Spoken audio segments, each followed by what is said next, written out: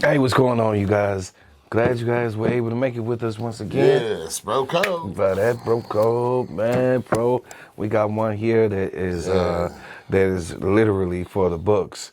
I'm gonna go ahead and let this clip roll, and then we're gonna get back to you guys. 23 years. That's how long a murder in Racine went unsolved but never forgotten. Our Gabrielle Mays joins us now in studio to explain what made this homicide case so unique.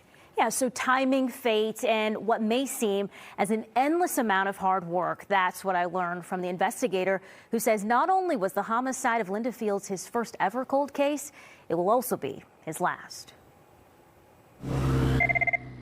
Every February 24th, the Racine Police Department's phone would ring to find out what's going on with the case. That case is the homicide of Linda Fields on February 24th, 2000. A woman out walking her dog spotted the body under a tree about a block from Lake Michigan early Thursday afternoon. In January 2020, the department assigned investigator Chris Blackmore to the case. Fields' homicide is Blackmore's first cold case. I went over all the reports, looked to see any possible witnesses, and there really was not much to go on at all. So he relied heavily on the DNA evidence left behind. There was a lot. After following a cold case out of Green Bay solved using DNA and genealogy, that eventually led him to a collaborative effort between multiple Wisconsin state departments, including the Milwaukee Crime Lab, FBI, and Othram. We do the building of the DNA profile. We build DNA profiles that have hundreds of thousands of markers with a process called forensic grade genome sequencing.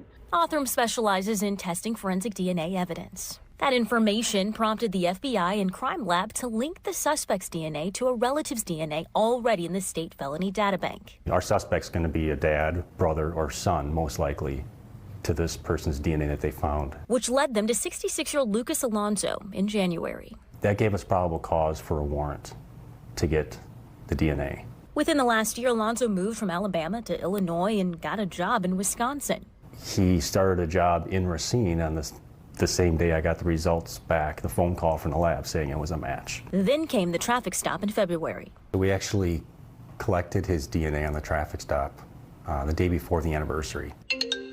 Then the phone call, 23 years after Fields' death. Just a week later, we got the results, and I was able to call the family at that time, saying an arrest would be made. The ACLU has strongly opposed and expressed concerns about DNA familial testing, citing privacy concerns. Alonso appeared in a Racine County courtroom earlier this month with his attorney at his side. Mr. Asensio Alonso has absolutely no criminal record. You managed to figure out who police are saying is the suspect. I mean, how does that make you feel? It's incredibly satisfying. Now, on the Racine Police website, there's a page dedicated to the city's unsolved murders. It currently shows 14 victims. Fields used to be one of them. As for investigator Blackmore, he pushed back his retirement 5 weeks for Fields' case. Blackmore says he retires tomorrow. Ted? You talk about dedication and a job well done. Man, this right here is like, it's like, man, it's astonishing to me because, I mean, we have gone so far with this forensics and DNA testing. Technology is something yes. And it's good. It's good. You know what I mean? Because it's not only just solving cold case crimes. Yes. It's also solving, exonerating prisoners that are actually really innocent. Yes. So that's good too. They serve so much time in prison, you know what I'm saying? But at least they're able to get out, you know what I mean? Too bad they didn't have that type of technology back then, and it probably wouldn't have been like that. Yeah. You know what I'm saying? Especially if they had a decent lawyer. Yeah. You know what I'm saying? But now that we have that now, they're able to, like I said, solve some of these cold cases and finally give some of these families closure. Like with this one was like 23 years. Yeah. 23 years. So. Yeah. I mean, it's just it would be astonishing to even know just how many people was put to death wrongfully convicted because they didn't have this at that time. And they just, took somebody's word for it and went on ahead and convicted an innocent man. So, and we know that it's happened many of times. It still may happen today. But like that story. I'm sorry, I don't. Oh, go mean to ahead, cut go you off, ahead. But like that movie that I highly recommend that I want to say Denzel Washington played in called Hurricane.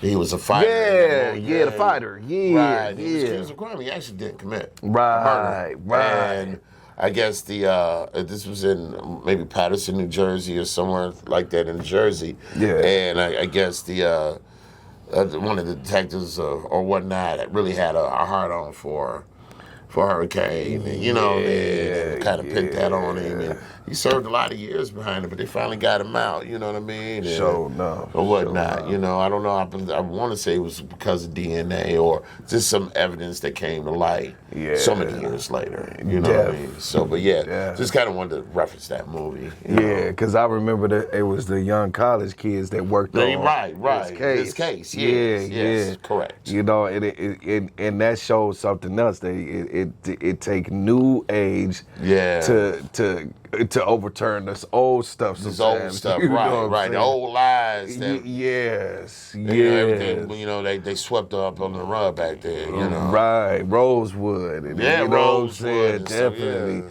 So, you know, it's just amazing. But how they call him, it was also amazing too. They just used one of his relatives, which might have been his son or something, and they referenced that to him. To you know, like that's amazing to me. But I don't know, man. You know, I just wanted to go ahead and put this story out, man. Did you have anything you wanted to share? No. I just I felt it was an interesting clip. Yeah. Or whatnot. I have seen stories similar to this. Yeah. You know what I mean? So it's just kind of good. I'm kind of glad we kind of brought this clip up right now because that we're doing now is because you know. With the technology we have now is actually bringing light to a lot of stuff that might have been a mystery, you know, some years ago or whatever. So and it's finally giving closure to some families. So. Yes. And I love watching those shows like Forensic Files, First 48. You know, I like all of those type of shows. You know what I'm saying? So, you know, this right here was, of course, something that was like kind of up my alley anyway. On the grounds, whatever. So Yeah. Well, all right, you guys, go ahead, leave your comments and smash those likes. Subscribe if you haven't already. Subscribe, hit that notification bell so you can be notified when we come out with new videos. And till next video. Peace.